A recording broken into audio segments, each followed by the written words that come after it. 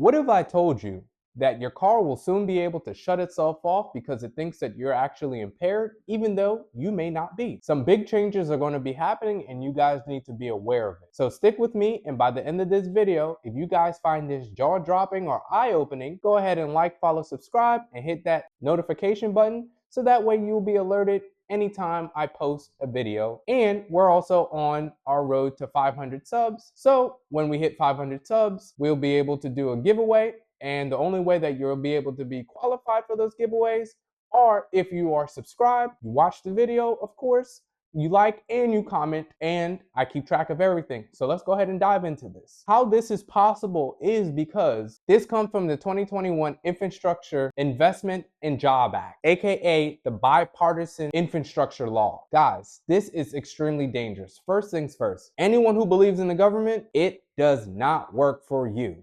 The government is only there to line themselves up to make themselves richer. I found out the hard way being in the military. You find out very quick that the government does not care about you. What this does is the lawmakers force these automakers such as Toyota, Ford, or anyone else who's making vehicles in the United States that are going to be selling them, they're forcing them to come up with some type of module or something like that that will be the judge, the jury, and the executioner to determine if a person is impaired enough not to drive that vehicle. So my first question is going to be, so what happens if someone has a lazy eye and their eye runs? Are you not going to start up their cars? Or what happens if someone is having a medical emergency and they're on the middle of the road driving or on the highway? Are you just automatically going to shut it off while that person is driving? You're actually going to cause more harm than good.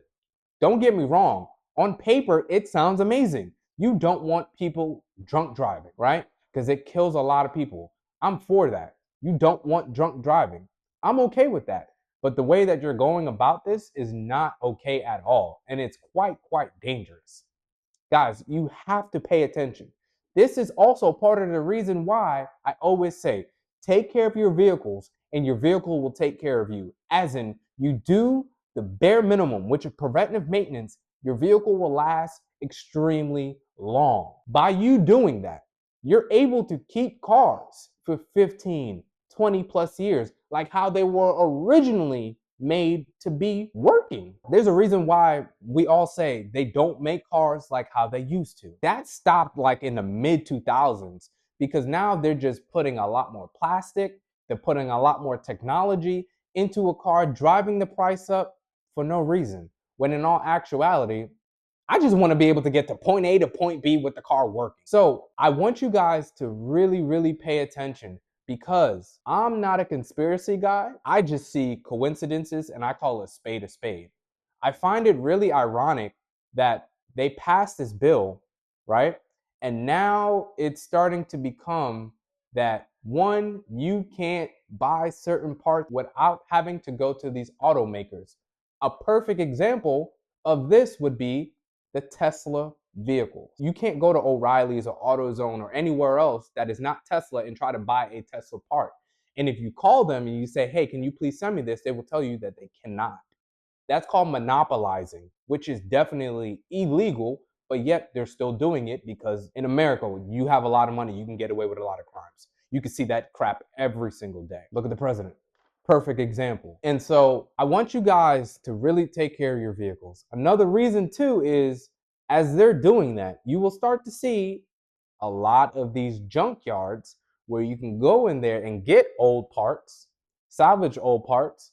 They're magically going up in a blaze. Call me a conspiracy theorist, but 2 and 2 will always equal 4 in my book. And I see this, and I'm starting to see other things happen in the automotive industry. It's letting me know that they are planning something to control. How they keep us in a certain thing is by controlling. So if they can control certain parts, they got you in that one. If they can control how you move, they got you in that one. If they can control how you spend your money and how you spend your time, they can do that.